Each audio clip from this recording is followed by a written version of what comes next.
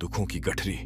जीवन में जब भी हम खराब दौर से गुजरते हैं तो मन में यह विचार जरूर आता है कि परमात्मा मेरी परेशानियां देखता क्यों नहीं है, मेरी परेशानियां दूर क्यों नहीं करता। लेकिन सुख दुख तो हमारे जीवन का हिस्सा है। जीवन है तो परेशानियां भी होंगी। एक युवक की अपनी तमाम परेशानियों के लिए भगवान से शिकायत पर आधारित यह स्टोरी दुखों की गठरी नवीन अपनी परेशानियों से जूझ रहा था। कहानी शुरू करने से पहले आपसे अनुरोध है कि वीडियो को लाइक और चैनल को सब्सक्राइब जरूर करें। तो चलिए शुरू करते हैं। उसे लगता था कि एक अकेला वही संसार का सबसे दुखी व्यक्ति है। सिर्फ उसी के जीवन में तमाम मुसीबतें हैं। उसको भगवान से इस बात की बड़ी शिकायत रहती थी कि भगवान ने संसार के सारे दुख उसके हिस्से दे दिए और फिर सब कुछ भूलकर कानों में रुई लगाकर सो गए हैं। नवीन सोते जागते भगवान से प्रार्थना करता और फिर कभी भगवान को दोष देता तो कभी खुद को कोसता रहता। भगवान है कि न तो विनती से सुन रहे थे और न उसके उल्लाहने। अब नवीन बेचारा करे भी तो क्या करे। एक मुसीबत खत्म होती नहीं कि दूसरी आ जाती। एक दिन उसने सोने से पहले प्रार्थना की, प्रभु मैं आपके सामने कहता कहता थक गया। अब और मिन्नतों की इच्छा नहीं है, एक अंतिम बार कह रहा हूं, कृपा करके मेरी प्रार्थना सुन लीजिए। अगर आपको मेरे दुख नहीं मिटाने हैं तो कम से कम इतना तो कर सकते हैं कि किसी ऐसे व्यक्ति के दुखों से मेरा दुख बदल दीजिए जिसके जीवन में मुझसे कम दुख हो। हमेशा के लिए नहीं तो कम से कुछ महीनों के लिए ही सही। थोड़े दिन के लिए मुझे भी कुछ राहत मिल जाए। अब भगवान ने नवीन की आखिरी इच्छा सुन ही ली और उसे उस रात सपने में भगवान दिखे। भगवान बोले, बालक मैं तुम्हारी प्रार्थना रोज सुनता था, पर मैं उनके ऊपर ध्यान ज्यादा दे रहा था जो तुमसे भी ज्यादा तकलीफ में है। खैर, तुम अपने सारे कष्टों को विस्तार से एक कागज पर लिखो, फिर एक गठरी बनाओ और शहर के मुख्य चौराहे पर जाकर उसे टांग कर आ जाओ। नवीन हड़बड़ाकर नींद से जागा। पहले तो उसको बिल्कुल यकीन ही ना हुआ कि सच में भगवान आए थे और उन्होंने उससे यह सब बातें कही हैं। फिर सोचा कि आजमाने में क्या हर्ज है, क्या पता इससे ही कोई रास्ता निकल आए। उसने भगवान के दिए आदेश के अनुसार अपनी सारी परेशानियां अलग अलग कागजों पर लिखी।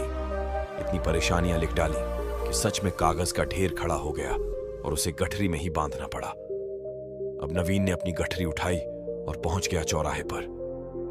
लेकिन वहां पहुंचकर चौराहे का नजारा देखकर अचंभे में पड़ गया। उसने देखा कि चौराहे पर तो पहले से ही लोगों की लंबी लाइन लगी हुई है जो उसी की तरह अपने अपने दुखों की बड़ी बड़ी गठरी लिए आ पहुंचे हैं। आखिर ये चक्कर क्या है? सब कुछ उसकी समझ से बाहर था। अभी वह इन विचारों में ही खोया था कि तभी एक आकाशवाणी हुई। उसमें सभी को अपनी गठरी को चौराहे पर लगी अलग अलग खूंटी में टांग देने का आदेश हुआ।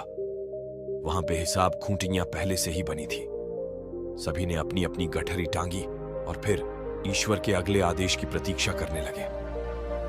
कुछ ही देर में दोबारा से आकाशवाणी हुई और सबसे कहा गया कि सभी लोग अंदाजे से कोई ऐसी गठरी उठा लें जो उन्हें अपनी परेशानियों की गठरी से हल्की समझ में आती हो। अब उन्हें वही दुख भोगने होंगे जो उनकी चुनी नई गठरी में दर्ज होंगे। आकाशवाणी सुनते ही सभी हल्की से हल्की गठरी को लपकने के लिए दौड़े। सबके साथ नवीन भी नई गठरी चुनने के लिए भागा। खूंटियों में टंगी समस्त गठरियों को घूरता हुआ वह काफी देर तक अंदाजा लगाता रहा। अब उसे एक डर और था कि कहीं वह कोई ऐसी गठरी न उठा ले जिसमें पहले से भी ज्यादा दुख हो। अगर ऐसा हुआ तो परेशानियां और बढ़ जाएंगी और मुझे लेने के देने पड़ जाएं। जीवन तहस नहस हो जाएगा सो अलग। अब उसके मन में तरह तरह के विचार आने लगे। वह सोचने लगा कि कम से कम वह अपने दुखों से भली भांति परिचित तो है और उन्हें झेलने का आदी भी हो गया है। उनके लिए कुछ रास्ते निकालने की शुरुआत भी की है। शायद उसका परिणाम आए तो एकाध दुख घट ही जाए। कहीं ऐसा ना हो कि चुनी गई नई गठरी में दुख और भी ज्यादा पीड़ादायक हो जाए। ऐसे विचारों में खोया वह एक के बाद एक गठरी के सामने से गुजरता, लेकिन तय नहीं कर पाया कि कौन सी गठरी चुनी जाए। उसे यह भी डर था कि कहीं कोई उसकी गठरी ना उठा ले। इसी उधेड़बुन में फंसे नवीन ने आखिरकार अपनी गठरी ही उठा ली और चल पड़ा। उसने तय किया कि वह अब इन चुनौतियों का मुकाबले पहले से ज्यादा मजबूती से करेगा।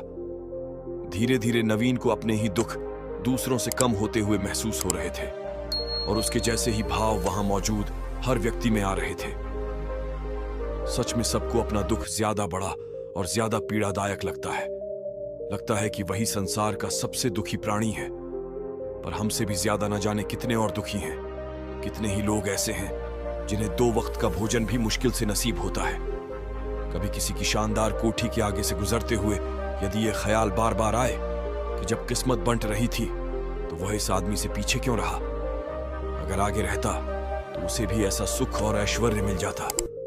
जिन लोगों के पास साहस और हौसला है वह आत्मविश्वास की नाव पर सवार होकर आसानी से जीवन की कठिनाइयों से सफलता प्राप्त कर लेते हैं। जरा ऐसे लोगों के बारे में सोचिए जो जीवन मृत्यु के बीच झूल रहे हैं। कम से कम आप किस्मत की लाइन में इनसे आगे तो थे, स्वस्थ हैं, अपने काम के लिए किसी पर निर्भर नहीं है, अपना काम खुद करने के काबिल